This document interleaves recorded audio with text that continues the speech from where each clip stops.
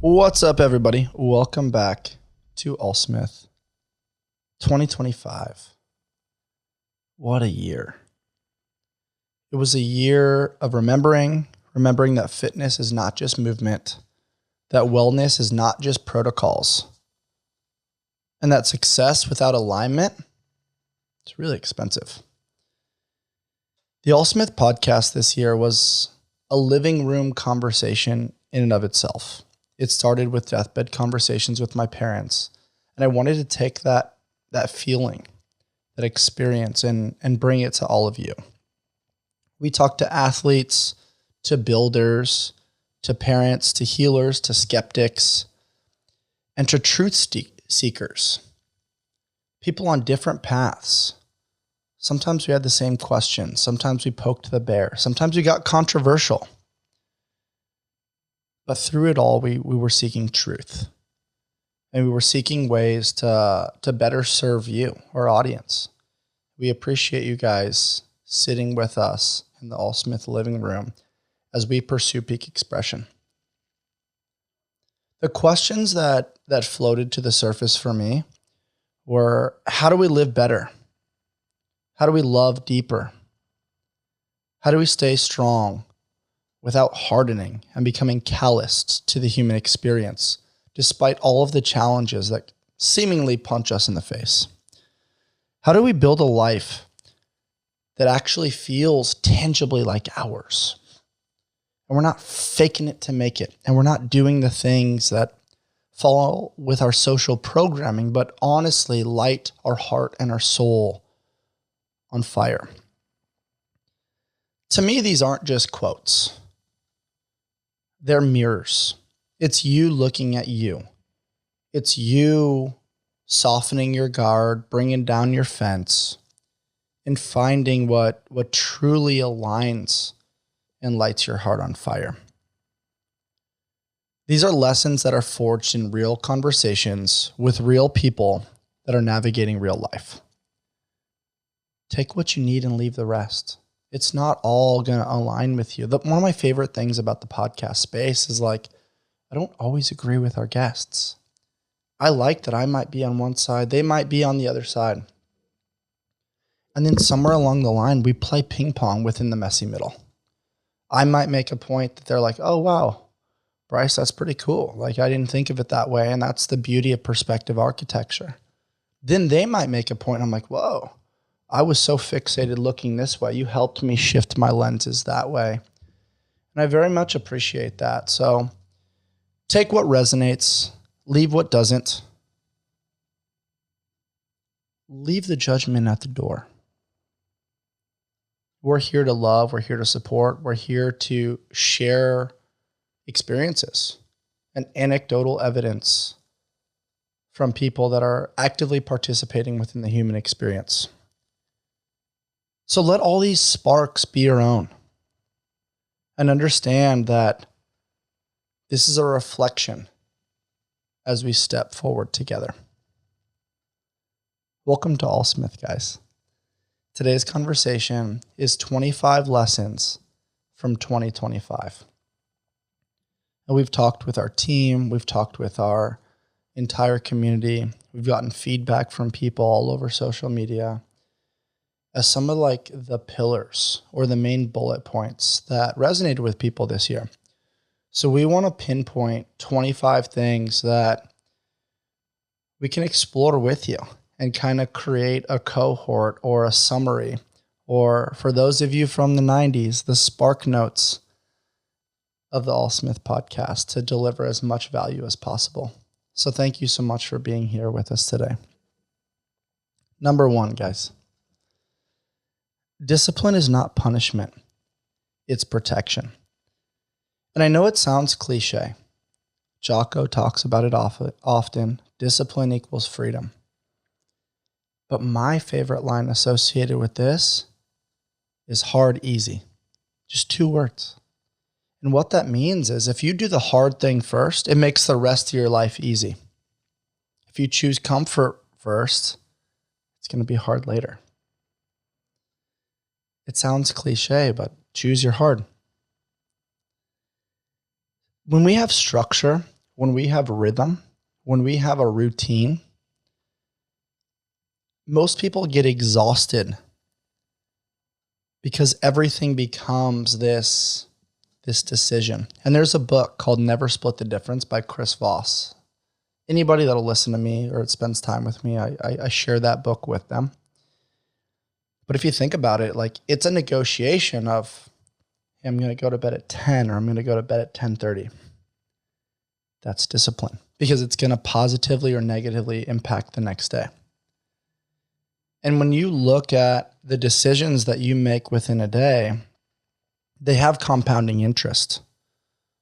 So when you're sitting here, you're listening to this, you're tuning into ALLSMITH, you're chopping it up with friends or colleagues or family, make sure that you have an understanding of like, what is it that you're working towards? And then maintaining the discipline in the in-between, because understanding how to draw boundaries, right? The no's make the yeses more valuable. Understanding where you need to push a little bit more and fill certain buckets that maybe are getting neglected. And then where you need to pull away and put more energy and attention into something else. So just remember, discipline is not punishment, it is protection. The next one that's a really important thing, number 2 for our 25 lessons within ALLSMITH. Your nervous system sets the ceiling for your life. What's crazy about this is like we all hear the cliche term breath work, right? But we don't take into consideration that we breathe 20,000 times within a day. 20,000.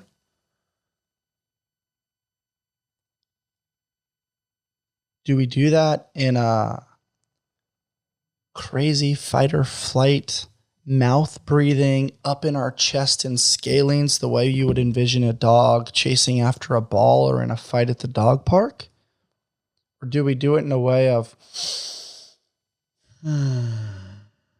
in through the nose, out through the nose, 360 degrees, filling up our belly, filling up our obliques, filling up our back, which is the foundation of our upper and our lower and everything that we do in our life. And so it's something to think about when it comes to the nervous system. And I think modern day, we're so obsessed with productivity and hustle culture. And I heard an interesting story the other day when I was talking to a friend, and he was like, hey man, what'd you get into this weekend? I was like, honestly, man, like you could probably hear it in my voice. I've been a little sick. And so on Sunday, I woke up at 9, like my eyes open. I was ready to rock and roll. And I just tried my best to listen to my heart's center. And I thought, you know what? I need to sleep more. I've been marinating myself in hustle culture, thinking within my human experience, what can I get away with? And I realized that I, as the iPhone in my life, I needed to plug in. I needed to recharge. And so I ended up sleeping another 3 hours until noon. And we had this unique conversation. He's like, what'd you do this weekend? I was like, honestly, man, I slept till noon on Sunday. And I had this guilty conscience when I said that. And then we embarked on this little unique journey with each other where it was almost like a productivity conversation. Well, did you take care for your wife? Did you take care of the chores around the house? Did you knock out your business logistics? Did you do your admin stuff that maybe you missed during the week? Like, did you do the laundry? Did you take care of the dogs? Blah, blah, blah. And I was like, yeah, man. Like we eventually got to that. It didn't fit within the script or the predetermined plan. But I looked him in the eye and I said, you know what made it so great? The fact that I told myself it was okay. The fact that I granted myself the permission to sleep until noon because I was listening to my heart's whisper. I wasn't listening to the world's expectations, which all of us do. We listen to the world's expectations. Do this thing and then you'll be loved. Do this thing and you'll make more money. If you have incentive, you can backtrack and then observe the behavior. And I took all of that noise and I squashed it. And I said, you know what? This is what my body needs. The best version of me to heal, recover, serve, And then get to the point where if I'm healed now, I can be the best version of me for my wife, for my business, for my family, for my friends, for our community. And so I challenge you guys, like when I say listen, I don't mean just listen to the words that people are speaking to you. Truly listen. Listen to the whispers. Listen to the subtleties. Listen to what your body might be knocking on that door and whispering to you, hey, I might need a little rest. And the most challenging thing in a modern day culture, that's hustle culture, right? More is better. But it's not. Better is better. And in that hustle culture, they might be whispering, hey, a field of rest brings a bountiful crop. Be quick, but not in a hurry. Slow down. And so many of us feel like we have to do more and we get stuck in the rat race. But slowing down might be just what you need. That's number 2 on the ALLSMITH 25 lessons of 2025. And when we jump into number 3, this one's big too. Because consistency beats intensity when life gets loud. Wow, right? Like consistency beats intensity. You just hear those 3 words. And what hit me here was there's a gentleman named Jesse Itzler. Check him out. And he talked about, hey, within 365 days, that's how many days there are in a year.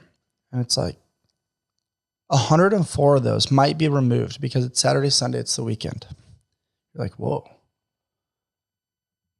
Okay. And then he goes, 9 minutes a day. And I'm like, what is this guy talking about? 9 minutes a day? And he goes, yeah, like if you do 9 minutes in the morning, 9 minutes in the evening, that's about 18 minutes total within a day. And I was like, you sold me at 9 minutes a day. He's like, I needed to get you in the room. And I was like, okay, cool. It's really 18 minutes. But that's really not that much. Like, look at doom scrolling. Look at the things we waste our time with. Look at how much time we sit on the toilet. Look at how much time it takes to make coffee. We're a society that, claims productivity, but we definitely know how to waste time. And Jesse Itzler talked about this thing. He's like, hey, if you do 9 minutes in the morning, 9 minutes in the evening, that's 18 minutes a day. If you do that every day for a year, that gets you over 100 hours. If you do something over 100 hours, you're now in the top 95% in that thing. I paused for a reason. I want you guys to feel that. We can all afford 9 minutes in the morning of exercise, of movement, of taking care of ourselves, or doing the thing that we often neglect. 9 minutes in the evening. They're like fitness snacks or financial snacks or time spent in places that we often neglect to turn our cheek to.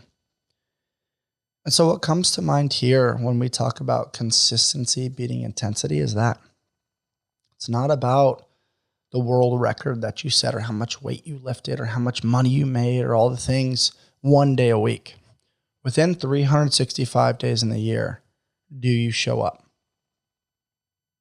Do you have the capacity to microdose wins that then have compounding interest over the course of time? Something to think about. It's a very important one. Let's jump into the next one. Number 4. Strong people know when to soften. Right? Sometimes we look to these people that are thought leaders on social media, on Instagram or in person. We're like, whoa, they have it all figured out. Must be nice. But strength without emotional intelligence simply becomes armor. And so when you think about a human, they can't be all stoic. They can't be all hard all the time. That's a strong characteristic, to be unbothered. That's a strong characteristic to kind of be in that energy some of the time. But the other part of the time, having that softness, having that malleability, more like almost think about like Play-Doh, right? It's not as fixed as plastic. You can maneuver it. You can lean on it. You can give it a little bit of your flavor. It's important for us to have a little bit of both men and women, because we both get sucked into, the ideology of This is how we're supposed to be. It's like, no, within the human experience, we are spiritual beings enrolled in trying to be more human. So within that, it's like we're not any one thing, but being one thing or having that title that's associated with your job makes you easier to understand. It makes you have the ability to fit in a box. But maybe that's not exactly what you need. Maybe what you need is to understand that in certain seasons or in certain energies or certain chapters in life, you're meant to be in this role. And then in other specified instances, you're meant to be in a slightly softer role. So take that into consideration. Don't feel like you have to be all of one thing, right? Whether it's leadership, whether it's balance, whether it's relationships, you might need to shift gears. And I think that based on the conversations we've had with ALLSMITH this year, like I think you're going to understand. And if not, shoot us a DM. We're happy to explore that journey with you because you're not all one thing. You're multifaceted. And that's going to change based on the energy and based on the season of life. This next one holds true to my heart a lot. Number 5, your habits are teaching your kids even when you are silent. Your kids aren't always going to listen to what you say. I notice that in coaching a ton. People are going to watch what you do. Observational learning is a thing. And so I truly believe that legacy is lived daily, not announced later. Legacy is lived daily, not announced later. And so, who are you on a Tuesday? What's your morning routine look like? What's your evening routine look like? What does your day-to-day look like? What kind of food do you eat? What kind of drinks do you consume? What are your habits? What's the frequency when you enter a room and you have a presence? Your kids are watching. They're going to model your behavior, and they're going to live the values out loud. And they're going to be that mirror. And it's probably going to be one of the most painful things. But something that popped into my mind as I was saying this is your kids or your nieces, your nephews, your tribe, they're going to observe how you live. They might not always know why you live, but they're going to see the how. They're going to see the actionables. Are your habits teaching your environment positivity, or do you need to kind of self-reflect there? And that's not a knock. All it is feedback, right? Like failure is feedback. It's not a negative thing. It's something to take into personal account so you can make necessary adjustments. Number 6, guys, health is not optimized. We're in a season right now where everybody wants to biohack. Everybody wants the cold plunge, the red light therapy, the peptides. We talk about all of those things, and they are phenomenal tools. But health is not optimized. It's practiced. The compounding interest that you've heard me talk about before. Who are you when nobody's watching? What's going into your pie hole? What are you consuming? Day to day, what does your fitness and your movement practice look like? If working out could be a drug that was put on a shelf, it would be gone. It upgrades your operating system, gives you clarity of mind, gives you the endorphins, gives you the musculature, enhances blood flow, depreciates stress, enhances bone density, and I could go on and on. But it takes work. Selling work is hard. Selling work consistently is harder. So just remember, like, there's not a finish line for wellness. Let go of perfection. Don't feel like, oh, I don't feel up to it today, so I'm just not going to go. I'm not going to get out of it what I want to, or based on my expectations. Like, remove your expectations for appreciation. Your world changes forever. Shout out Tony Robbins. It's like your body has the ability to move. Don't expect it to always have to hit a home run. Get your ass in the gym. Communicate your vulnerabilities. Find a coach. Find somebody that can meet you where you're at and steer the ship a little bit for you. And then it becomes a collaborative approach where you provide the inputs, they listen, they put it into a digestible smoothie, then you drink the smoothie on the other side. And sometimes it's going to hit and it's going to be perfect. Sometimes it's going to be a little bit off, but we have our own personal biases. We have our reasons and our justifications as to why we do certain things or don't do certain things. And I think finding somebody that can help take accountability for steering the ship for us could be a great tool. And that's a huge reason as to why we created ALLSMITH. Number 7, guys. The body keeps the score. You can do all kinds of things to try to sweep your habits under the rug, your emotions under the rug, whatever medications, whatever pills under the rug.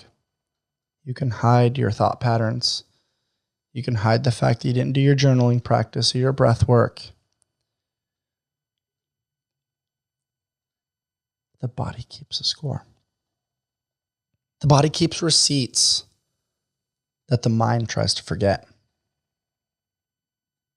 And I've seen it 100% in nutrition coaching. People are like, oh yeah, I eat good. I'm like, all right, let's take a picture of every meal. Let's just look at it. I'm not here to scold you. I'm just here for data collection. And then you get to the end of the week and you pause and you hop on a phone call and you go through it together. Hey, you're getting processed food here. You're getting processed food there. And so the mind does a great job of trying to forget, but the body keeps the receipts. Your insulin sensitivity, your inflammation, your gluten intolerance. The body wants real food. Shop the perimeter of the grocery store. Eat things that the ingredient profile is probably less than 6 or less. Hopefully they're ingredients that you can pronounce. They're not made in a lab. You want to try to eat things that don't come out of a bag or a box. And the shelf life should not be forever. Like it should expire at some point. Otherwise, it's probably full of some sort of preservative. So think about that. Your health is not optimized, it's practiced, like we said before. And it's important to understand that like the body keeps the score even when your mind tries to forget. This next one's huge. I'm a 90s baby, and my father was so cool. And so number 8, I reference the encyclopedia that he had in our house. We had the 1980 encyclopedia. And he goes, you do not need more information. You need more integration. When you look at all the search engines in the world, you look at Google, you look at Yahoo, you look at DuckDuckGo, you look at Safari. There's so many different things. There's Google Chrome. There's so many search engines. There's ChatGPT. There's Grok. There's all the Gemini. There's Claude. There's so many things that are just like punching us in the face with information. How much of us take that information and then turn it into actual practical application? Or does it just swim around rent-free living in our minds? We need to integrate. We need to find ways to provide actionables and share that information with others, or filter that information so we're not just believing all of one thing. Information is great. I am huge on that. I love going down the YouTube rabbit holes. I love using AI. I love bouncing ideas on and off my friends, but I refuse to be Velcro and allow all of it to stick to me. And so I really think that knowing is not the same as living. I think there's a difference between implementation and consumption. I think so many of us are consuming things between Instagram and TikTok and Facebook and all the different AI engines. Sure. But just notice them. Like you can zoom out, you can be the observer on the world. You don't have to tangibly like get into those vehicles and like take a ride with that information. You don't have to hold it. It doesn't have to be a sled that you drag around everywhere where it's exhausting. It could simply be like, oh, that's interesting. I didn't see that perspective before. Now, when I see somebody that I know is interested in this topic, let me bounce this idea off them and create a container and a safe space for healthy discourse. And that's the other thing, guys, like discourse. In 2025, I realized how important it is to disagree. I got married in 2025. I met my best friend. I love her unapologetically. We have so much fun. She teaches me so much, and I'm so appreciative for my wife, Marissa Smith. But we don't agree on everything, and we shouldn't. She has her lenses on the world. I have mine. And we play ping pong within the messy middle. And I hold space and respect for her perspective because I may not see things the way she does and vice versa. Why do we not do this in the world? If we're all agreeable all the time, we don't need to sell people on our perspective. We need to hold space to understand why they think the way they do. Help understand their experience. Don't just be limiting and like have this fixed mindset. I think the huge overarching thing, if I were to give one thing for you guys to take away today, it's be malleable in your perspective. Be open-minded. There's so many people out there that are so smart. It's part of the reason why we host the ALLSMITH podcast. I joke and say it's just me talking to people way smarter than me. And they are in many capacities. And I'm very thankful for the time and the energy and the focus that people bring to our craft. So just remember, we do not need more information all the time. We need more integration. And within the information overload, hold space to listen. Hold space to seek to understand other people's perspectives because we're not always right. And I hope that within our conversations, people understand that we're in pursuit of what is right, not being right. And there's a slight fluctuation in energy associated with that. This next one's really cool. Number 9, peace is a performance enhancer. I had this high school basketball coach, and he used to say, never get too high, never get too low. And he used to say, calm focus outperforms chaotic hustle. I love that. I mean, you watch some of the best players in the world in basketball. That's my sport. That's my craft. That's something I grew up doing for 20 plus years. And it's like the best players in the world are seemingly quick, but not in a hurry. They're not sped up by the defense. They're not sped up by the crowd. They're not sped up by the moment. They understand to change speed, change direction, pause, observe. If you take all of those characteristics and simply have them be a bridge or transferable skills into another arena, it's a pretty well-versed human. So think about that. Calm focus outperforms chaotic hustle. And I think that's a big one to take away today, number 9 for us. Because hustle culture is huge in our world. More is better. It's like, nah, dog, better is better. Slow down. Don't accumulate just junk miles so you can check the box and be like, oh yeah, I ran 15 miles today. It's like, yeah, but you have a stress fracture in your foot. You're limping around. Now when you go to your family get together on Christmas, you're not the best version of you. Your ego got a hold of you, and that's worth a conversation to explore because you're thinking that if you just do more miles or more whatever, you're going to be left. And maybe in some cases it's doing less so you can heal, so you can recover, so you can then be the best version of yourself in that chapter. Then over the course of time, we practice calculated periodization to layer on a little bit more volume, a little bit more intensity.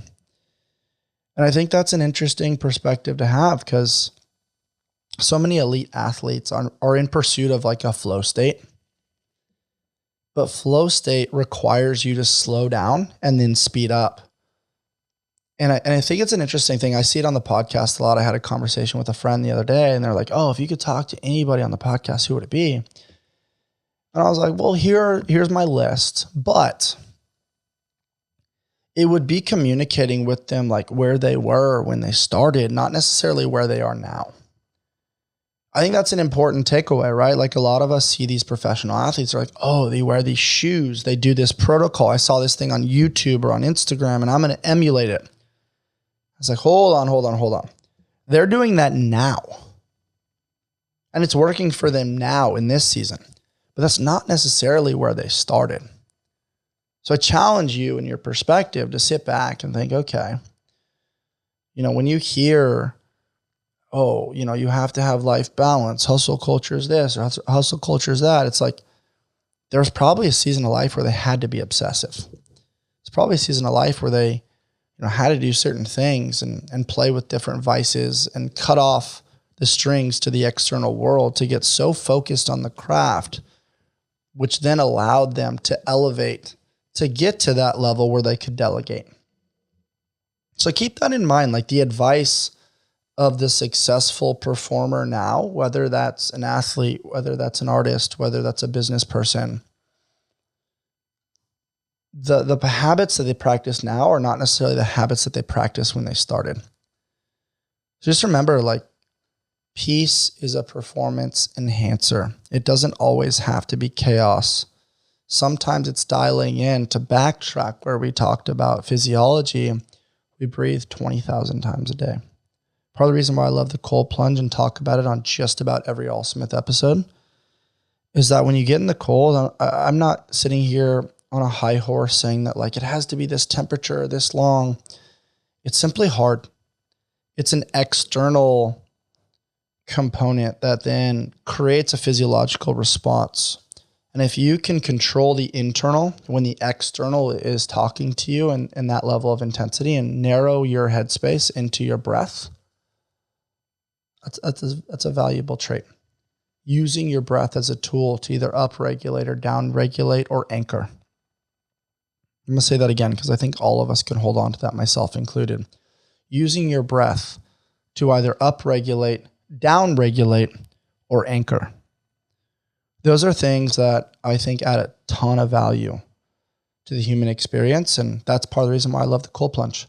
So it's not always that it has to be, X, Y, and Z variables associated with the cold. I think it has transferable skills. And when you embark on that experience, and usually when you do it, you're in a community, so you're bonding with other people. You're not isolated with self.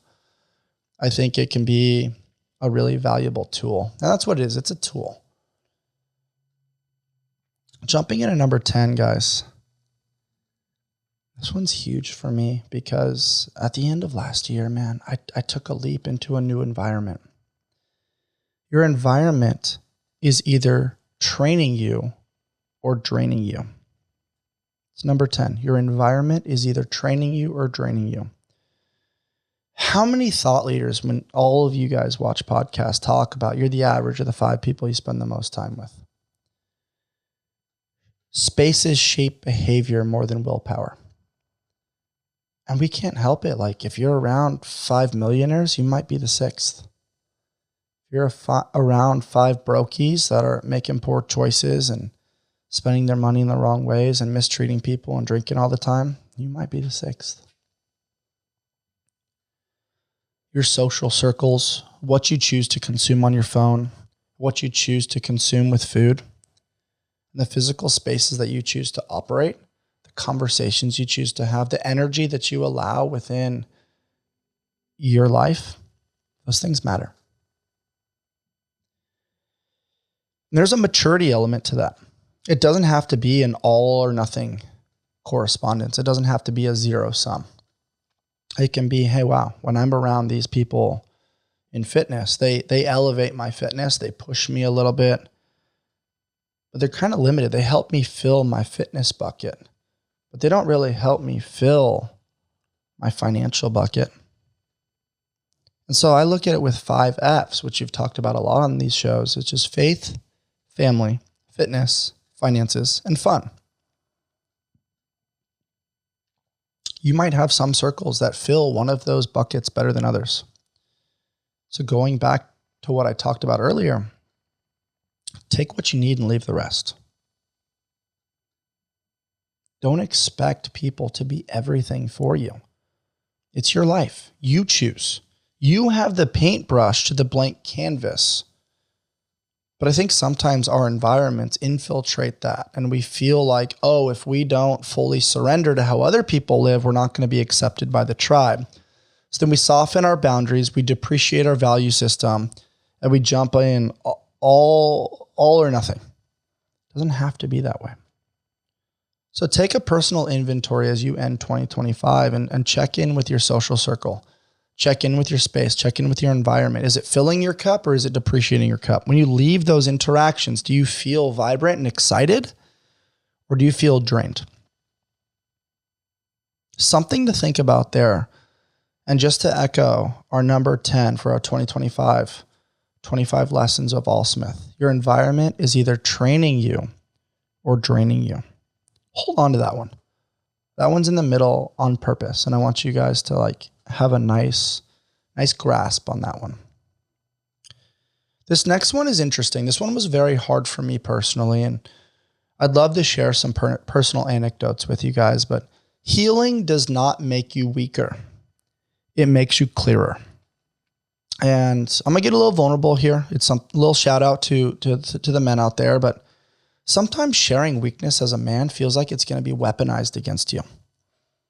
Whether that's heartbreak, whether that's decisions that you made or tears that you shed, injuries that you experience, decisions that you're like, man, I could have done that a little bit better.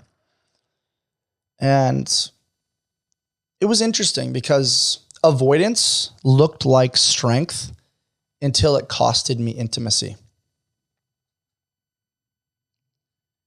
I was very good at surface level relationships, kind of kept myself as a distance as I was healing the loss of my parents, the transition from professional athlete life into entrepreneurship, not totally understanding my tribe or my environment,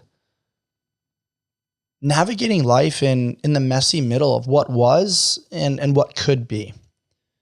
I didn't totally resonate with the entrepreneurs or the business people in my life, but I also didn't resonate with the athletes, that it was just like all athlete all the time.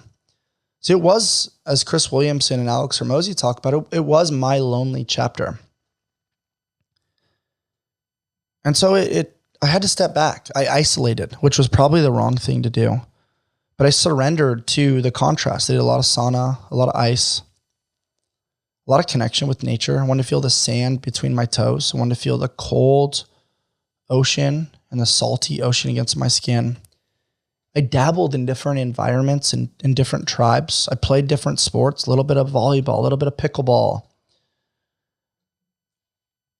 And we explored on this podcast. For those of you that are, consistent and listening to this podcast, you've probably seen the evolution over the course of time. I brought on a healer, somebody that calls me out on my bullshit. It's tough. He's become one of my favorite people on the planet, but it wasn't easy to have some of those conversations. It wasn't easy to deconstruct the victim mentality that I had created for protection. And sometimes we don't know what we don't know. And so we develop these tactics because we think they work. They give us some sort of return. And then we pause and we're like, whoa, that worked to get me from A to B, but it's not really working to get me from B to C. And so then you evolve, you mature, you sit on that bench at that new place within your hike to your version of peak experience. And you sit and you say, whoa, if you always do what you've always done, you'll always be what you've always been. That led to a lot of reflection, a lot of courage, and realizing that even though at 18 years old, I felt like I had it figured out, the older I get, the more I realize how little I know and how much I'm trying to clear out pockets and make space to learn from all of our guests and our tribe and the people around us. Number 12, guys. This is a fun one. And I think sometimes we're sitting at home ruminating like, oh, I need to go work out. I need to get these muscles. I need to get this conditioning. I need to lose this body fat. I need to do X, Y, and Z thing for my cholesterol or my health biomarkers. But fitness should give you energy back. And that was a big one for me, coming from pro sports and leaving the gym, like depleted and empty and limping and just like a little beat up, thinking, oh yeah, like I checked the box. Like I got better today because I don't have anything left. And you sit with that for a second. You're like, if your training is leaving you depleted, something is off. Because you're a human. Usually when people are training, it's for something else. I think the sport of CrossFit is a little different. So, that statement is case dependent on the scenario and what the goal is for people. So I don't want to like sit here on a high horse and claim that I have it all figured out, because I don't. But I definitely think that you should have sustainable training, because there's 365 days in the year. You shouldn't just have punishment workouts. You shouldn't be leaving the gym feeling like garbage. And I did that for years. And I felt like I was squeezing all the juice out of the orange, and it like filled my ego. And then I paused and I was like, oh, what does the rest of my life look like? When I go for a drive, my knee hurt, my back hurt, my elbow hurt, my wrist hurt. I wasn't very present in conversations because I was constantly like moving my body and justifying my egotistical nature of like, I'm better than them because I did X, Y, and Z in fitness. And you just learn and you evolve.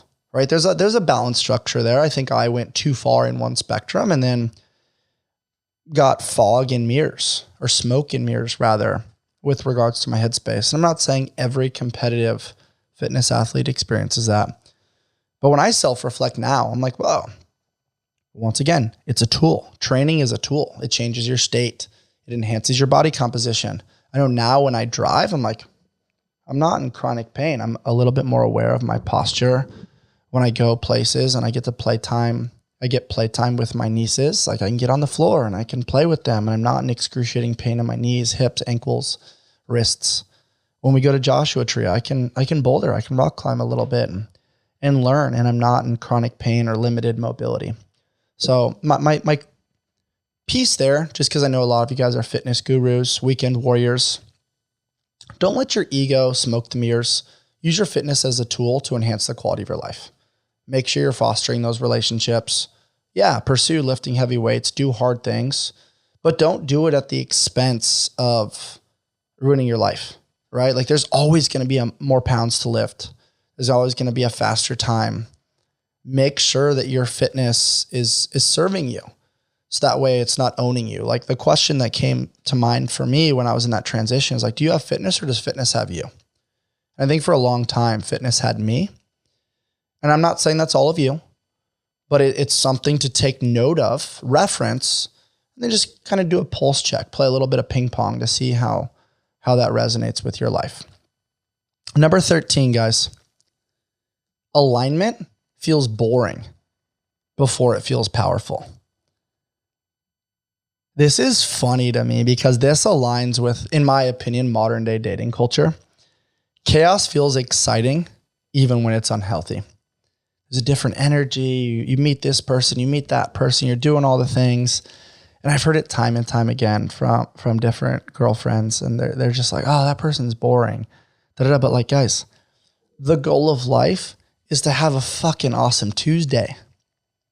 It's mastering the mundane. And then you microdose the fireworks. You microdose the exciting. But it's like, what if going to the grocery store could be fun? What if picking up dog shit could be fun? What if breakfast in the morning and cleaning up the house and folding blankets and doing laundry could be fun? That one's funny to me. Like, I think so many of us choose the short term. We want the short-term gratification, the short-term money, the thing that's exciting over the long-term growth. And I think the long-term growth can seemingly get labeled boring sometimes. But I think understanding how to be, maybe understanding is not the right, understanding how to be peaceful in the mundane, understanding how to be peaceful when the water's relatively level, because you know waves are going to come. You know there's going to be a storm. You know that there's going to be potentially a tsunami a couple times a year.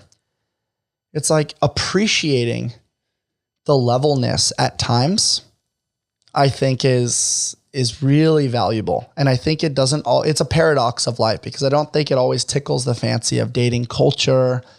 I think a lot of people want the exciting thing. They want the fireworks all the time. It's the honeymoon phase. But that's not the reality of business. That's not the reality of a relationship. Like dogs are like that. They get so excited to go out to the same yard every single day, and they have appreciation for even the smallest of things. For those of you that are parents, look at how your kids light up when you get home from work.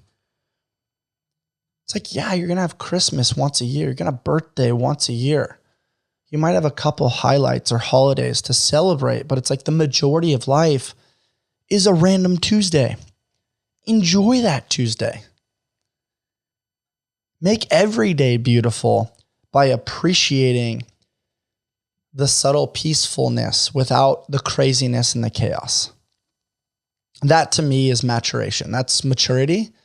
That's you realizing that not everything has to be a nightclub and alcohol and, whatever the thing is that, brings a ton of energy. It can just be, I'm choosing to appreciate this here and the now. And that leads us to our next one. Number 14 is huge, guys. Be where your feet are. Presence to me is the real flex. Attention is the currency of connection. How often are we on these little computer boxes right in front of our friends and family? How often do we go out to a restaurant and you see all these people sitting there playing on their phones and they're not actually connecting with each other? They're chasing status and likes, dopamine, serotonin. It's a lot. They might be buying something. They're afraid, they're afraid it's going to be gone. Presence is huge, guys. Presence is the big one. And I think especially when you show that energetic frequency of like eye contact, really being there for people, not always trying to give advice, but just holding that space and letting people know, hey, I'm here. Something about that in the modern day world is huge. I really want you guys to listen to this one because that one it's so simple. I don't have all the fancy words for that one, but like be where your feet are. There's always going to be time for more work. There's always going to be time to embark on the rat race. Be with your friends, be with your family, because when you get to the end, based on my observation of deathbed conversations with my parents, those are the meaningful moments that hang out, that you take to your grave. You don't get to bring a trailer hitch to your grave. You don't get to bring their stuff. You can get to bring your bank account. We spend our whole life chasing things and trying to grab. But it's a moment where our presence is, what can we give? It's almost like Wi-Fi, right? Like we believe in this connection that we can't really see, but it gives some sort of power to our phone. That's kind of how I view it with people. There's a cord, there's an energetic connection when somebody's like, hey, I feel that you see me. I feel seen, I feel heard, I feel understood. And that might mean you don't say a word, but energy speaks volumes. This next one's painful. Number 15, guys. You are allowed to outgrow who you used to be. That one's tough because it's a death. And within that death, the growth requires grief. It's an identity shift. I know for Christmas parties for years, I would go and people would be like, oh, hey, what's your name? And I'd introduce myself as, a college athlete or professional athlete. And it was a huge identity for me. And it was hard to let go of that because I observed how that was received. When you say that, people are like, oh, and they lean in. They're very interested. And then you get to the point where you're like, oh, I'm trying to figure it out, or I'm trying to be an entrepreneur, or I am an entrepreneur, or whatever the thing is. And you watch the body language, the shoulders dip and the attention kind of go another way. And I think those of you like really listening right now can feel that. And it's an interesting thing. I think it's why people choose to romanticize the truth sometimes, because it creates a Disney-like narrative that maybe like reels in the attention from people. And I think when you're young, you're in pursuit of that. You're in pursuit of like the external of, I want to be loved. I want to be appreciated. I want to be put up on a pedestal, and I want to get all the things. Totally fair. That's part of the maturation process. But you eventually get to the point where none of that matters. What matters is, who are you now? How can you love and serve now? What gives you purpose when you wake up in the morning? What keeps you up at night? Ask yourself the hard questions. And I think it's interesting when you let go of old versions of yourself, because at that time, all of that, like your identity, your reputation, your title, you realize it's so wrapped up in ego. And it needs to be deconstructed in some capacity. You don't have to go through injuries and breakups and loss of loved ones to experience that. It could be your own version of grief and evolution. But just be mindful of that. Like, you spend more time with yourself than anybody else does. You should appreciate your own company.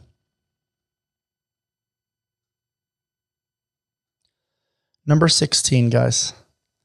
This one I love. This one gets me fired up, makes me think about basketball a little bit.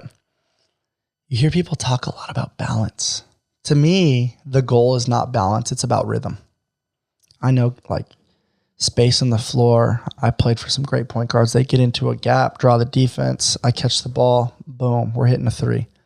I was in a rhythm. It was left, right, boom. If I'm on the other side, right, left, boom. And I think life moves in waves, not in straight lines. It's not this linear thing of like, do this, and then it checks the box, and you go here, and it's this like ideology around periodization. I think life is rotational. It's malleable. It's left, right, up, down, front, back. And there's push and there's pull. And so I don't know that the goal is balance. I think the goal is understanding that there's seasons. And when I go back to the foundation, the anchor of ALLSMITH, and those 5 F's that we've talked about: faith, family, fitness, finances, and fun. For us, the goal is to try to make all of those at least a 7. And there might be moments where some of them are 9s. And then some of them are 3s. And like, oh, hold on. Let's reel in. Let's recalibrate. Let's fill some of these buckets over here.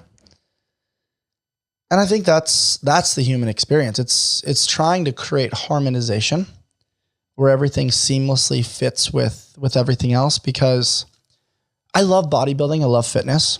But in reality, you can't really isolate a muscle by itself. When you find one thing isolated, it's typically connected to everything else within the kinetic chain of the body. And when you think about that ideologically as a human, when you find one thing, it's typically connected to everything else in the universe in some capacity. And that might feel heavy to hear right now, but like if you zoom out and you sit with that for a second, maybe on a walk or some reflection, you realize like, whoa, everything is really connected. Like when I get in a fight with a friend, it actually impacts all these other things over here. So kind of the honesty and the reflection to recognize that like everything really is connected. So the goal isn't balance, it's rhythm. It's seamless connection with one another. And it's trying our best to minimize the gaps and create little bridges between all of the different hats that we wear within the human experience. This next one's huge. This one's kind of cliche. It's a big pillar within ALLSMITH. And it's our number 17. Training is a metaphor for life. How you show up under the bar, under the weight, is typically how you show up in pressure. Are you frantic? Are you freaking out? Are you wanting to practice escapism? Kind of check the box. I worked out and I'm done. Or are you really in the moment of like, whoa, I'm feeling, the external rotation. I'm feeling the tension and the foundation that I've created. I'm understanding my breath work. I'm understanding where to hold on, where to let go. I'm understanding when things feel frantic, where I can practice the art of the pause. Hey, I just need to be here for a moment. Okay, now I can go into the next rep. And it's not always beautiful. It's not always perfect. But it is something that allows us to have transferability. Like sometimes you got to pause in life. Sometimes you got to sit in the car for a second, just take a deep breath. Sometimes you want to yell. Sometimes you want to be very quiet. Sometimes you want to go for a walk. Sometimes you just want to be on the couch. Sometimes you're so focused on work that you just want to tune out the world and you just want to like go straight productivity mode. So just remember that there's resilience, there's patience, there's humility, and you get to flex those in different ways, right? Resilience is pushing through when you don't want to. The patience is that power of the pause that we gently hinted on. And then humility is like, man, normally I can lift this weight, but today maybe I integrate a tempo. Maybe I'm not lifting as much weight and I try to do this weight over here a little bit faster, or maybe slow on the way down, fast on the way up, or maybe I add certain pauses. And the goal is, hey, is my training positively impacting the life that I want to live? Or is my ego getting a hold of me and comparison culture in the gym? And I'm feeling the spotlight effect because Joe Schmo over here is watching me lift and I want to impress him to get respect. So now I'm going to make a bad decision. Sit with that. Think about that for those of you guys that are in competitive culture. Like, are you just doing it for the score on the whiteboard and for the validation from strangers? Or are you doing it because it aligns with your personal goals? That's a maturity thing. And I think that we're in pursuit of truth with ALLSMITH. And I really push that on you to sit with. Some days you can go heavier. Some days you got to back it off. We're not always the same. And we don't always have to make a relationship with the frustration that maybe we're not as strong one day or doesn't feel as good one day. Like I said, the body keeps a score. You might have some tweaks. You might have lack of sleep. You might have not eaten appropriately and maybe have some inflammatory markers, some additional stress. It's something to take into consideration that training is a metaphor for life. Put that one in your back pocket for those of you guys that are regular exercisers. This next one is a big one. This one is very hard for me personally. Rest is not laziness. It's a strategy. You've heard me say it a little bit today. It's our number 18. But a field of rest brings a bountiful crop.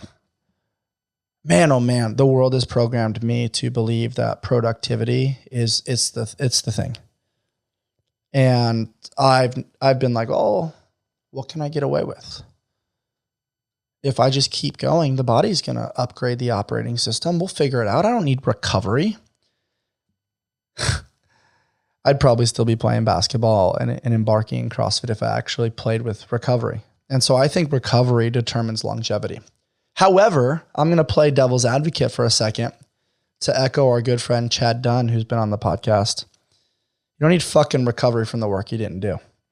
And I think a lot of our world right now is like obsessing themselves in biohacking culture. I need sauna, cold plunge, IV therapy, peptides, red light therapy, blah, blah, blah, blah, breath work. It's like those things are great, but you can't biohack your way to optimal performance.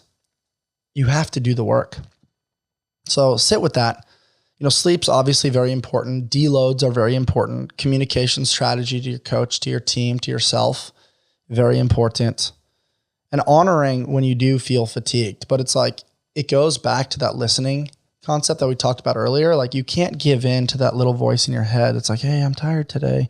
And then all of a sudden from a probability standpoint, like you're not putting in the work 7 days a week. Like you got to micro dose understanding when to push and when to pull back. And from a probability standpoint, I'd say about 4 days a week, like you got to get after it. And then the other days you weigh and measure based on intuitively where you're at, what's going on with your progression, what's going on with your coach, your life, your stress. For those of you that have kids or stressful jobs, there's going to be different seasons where your expectations in other arenas of life are a little bit higher. So weigh and measure that and find ways to make Make yourself and your health and your wellness a priority, because I think so many people, guys, trade their health in pursuit of wealth, thinking that later on they can use their wealth to regain their health. And it just doesn't work that way. You get compounding interest by being consistent. Number 19, confidence is built through kept promises. Oh. Confidence is built through kept promises.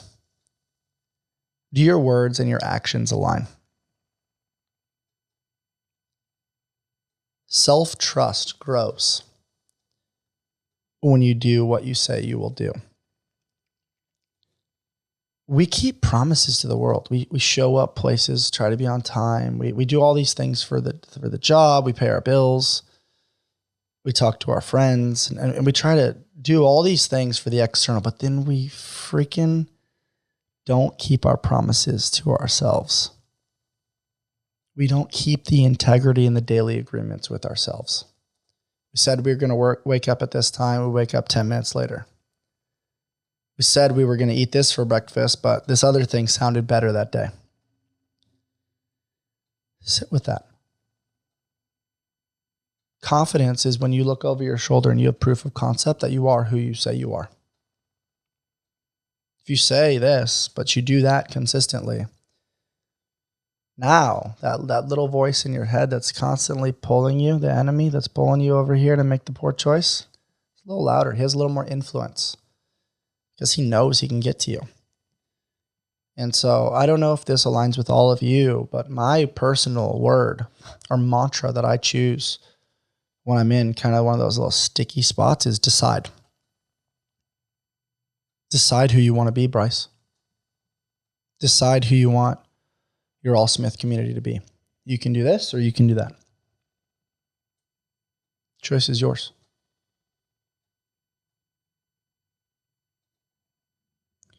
Number 20, your body wants safety before it wants performance.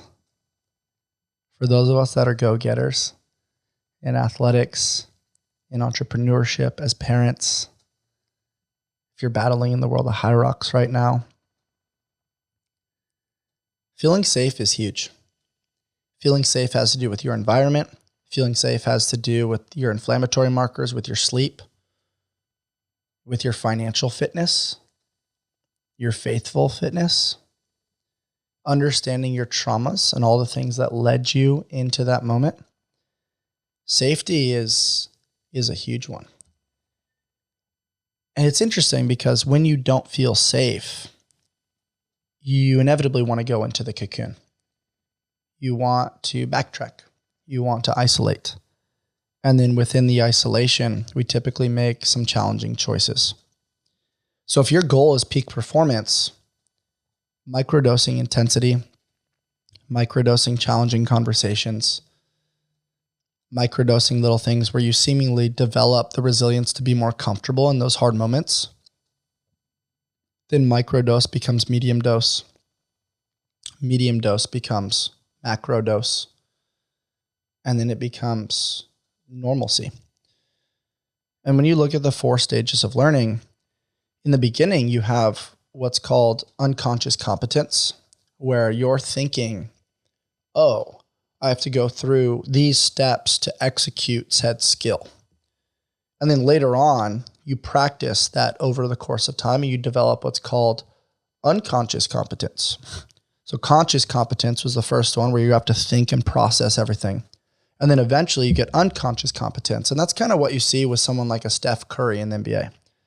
He's not thinking, oh, I'm going to go through the legs, behind the back, into a step back. He's like, I'm doing playful perspective architecture based on the rhythm and what I'm observing at a very fast instance of the footwork, the torso, the body weight, the distribution, and the arms associated with my defender.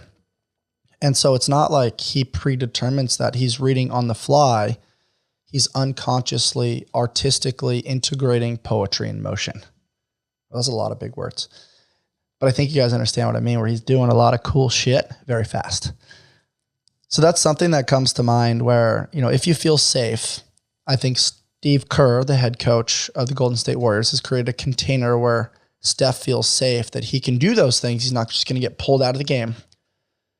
And as a byproduct of the container of safety, now he can integrate that artistry in the in-between, which then allows him to seek his peak expression and understand that his capacity can expand.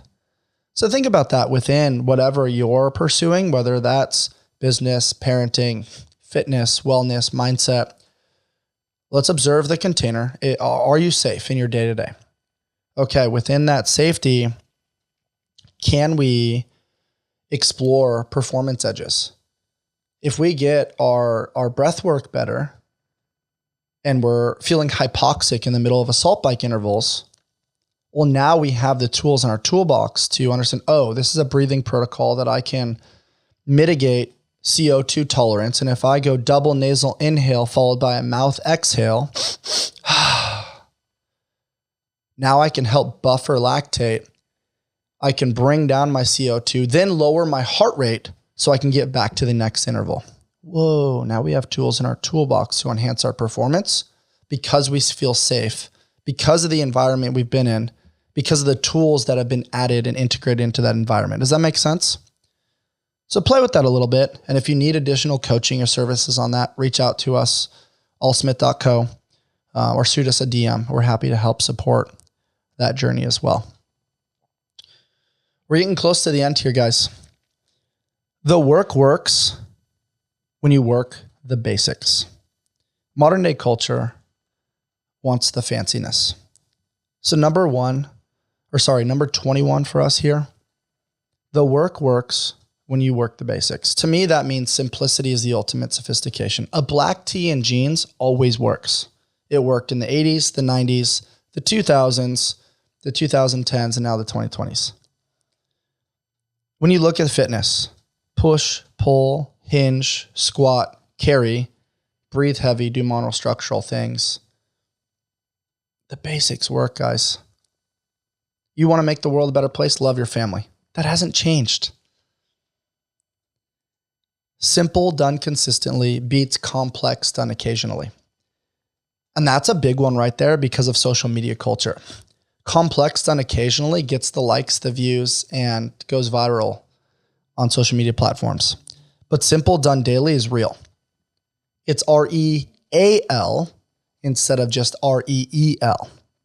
Simple done consistently beats complex done occasionally.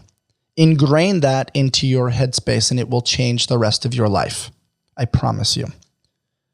The fundamentals, whether it's training, nutrition, or life, will hold true. Put your grocery cart away. Treat people the way you want to be treated. Take care of your mind, your body, your soul. Watch all of those things diffuse to enhance the quality of your life. Be open-minded. Continue to learn. Don't be a know-it-all. Don't have a fixed mindset. Assume positive intent. Give people the benefit of the doubt. All of us are on this floating rock thing trying to figure it out. None of us have all the answers. Hold space for perspective. Hold space for context. Don't just be a judgmental asshole. Number 22. Leadership starts with self-regulation. When you can understand how to emotionally control yourself, when you can understand that you've had certain experiences and you want to pay them forward, it's a special thing. You can't lead others where you've not gone yourself. And that doesn't have to mean like, you look at Phil Jackson. He didn't have to do all the things Kobe did to lead and support Kobe. But he definitely had been down certain rabbit holes and understood how to manage the egos of Shaq and Kobe. Greg Popovich understood how to manage David Robinson and all the other superstars and Tim Duncan and during the Spurs dynasty. Leadership starts with self-regulation. So whether it's parenting, whether it's coaching, whether it's being an athlete, or whether it's business, walking in and being infiltrated and bothered by every single stress is not leadership. Leadership is cool, calm, and collected.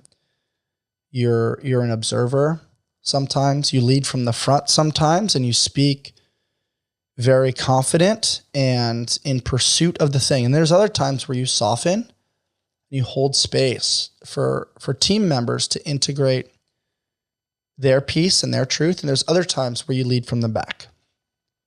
You have to push and pull and understand when to flex those capacities, and understand that leadership starts with that anchoring. It starts in here. Who are you becoming? Number 23, health is relational. Bonding, guys, it's one of the 9 ancestral tenets. We can't do this by ourselves. And we heal way faster when it's together. Having those hard conversations with other people, being able to vent, being able to listen, being able to support, doing hard things with other people, they're going to push us to another level that maybe by ourselves we might cut corners a little bit, or we might back off the intensity. And so when we think about ALLSMITH, when we think about what we've tried to share within a lot of our conversations, it's community, it's tribal culture. It's sharing in movement, in mindset, in growth, in development, and in vulnerability. Alone, we can do so little, but together, we can do a lot more. Number 24, growth should feel challenging, not threatening. That one's tough, right? Like change it's nasty. Most people don't want to change. They're like, if you always do what you've always done, you'll always be what you've always been. You're like, yeah, I know that. I heard you say that before, but I don't want to change that. I know that. That's comfortable. When I spend my money, I know what I'm going to get from that company. Little do you know that there's another company that might be better. Might get more bang for your buck. But if your system feels under attack all the time, you can't really adapt. You're not open. You're fixed.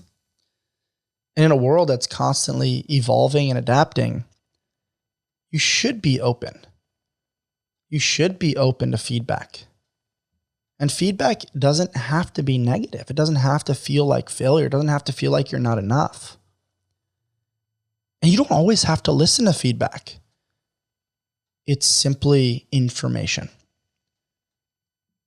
So I think it's important to understand appropriate stress, intelligent programming. What inputs do we allow into our life that then impact the outputs? Or does the input come in, we weigh and measure it, we put it through our personal filtration system, we might have some individualized conversations with our tribe, and then let it go. Don't allow growth to feel scary where you just stay fixed. Because if you always stay in the same spot, like you're stuck. And I don't know about you, but stagnation to me is hell's waiting room. I'm personally like, I want to keep growing and evolving and feel flowy and connect with people that have done some things that I haven't quite done. Because to me, that's living. That's truly living towards our peak expression. And this one's huge, guys, as we wrap it up. Number 25, you don't have to become someone else. I love the quote, stay on the hunt for who you have not yet become. But what I mean by that is that you need to come home to yourself. We don't have to keep reaching for everything else. We have it right here. Peak expression is alignment with ourselves. We have the tools. God gave it to us. It's not imitation of somebody else. It's authenticity. It's listening to your intuition. And it's taking all of these tools to integrate appropriate lifestyle design for you. Fitness is a huge part of that. Tribal connection is a huge part of that. Nutrition is a part of that. Mindset is a part of that. Perspective is a part of that. Exploration, adventure are all part of that. But I'll leave you with this. This podcast started based on deathbed conversations with my parents. And I remember going to the graveyard and realized that was the richest place in the world. Songs not sang, books not written, love not professed, adventures not gone on. Don't let that be you. Tune into our conversations. Join us We're here to serve. We're here to love. We're here to support. We're here to guide you towards your peak expression through honest storytelling. And like I've said many times before, we're in pursuit of what is right, not being right. So if we've ever misspoken or we've challenged societal norms or we've said something that maybe falls out of alignment with you, shoot us a message. I'm happy to riff on that concept with you guys. If 2025 taught us anything, it's this. The strongest people aren't always the loudest. The healthiest lives are not always the most optimized. And the best version of you is built slowly, honestly, and with true intention. To me, this is ALLSMITH. This is forging ourselves through movement, shaped by reflection, and held together by our amazing community. And we're just getting started.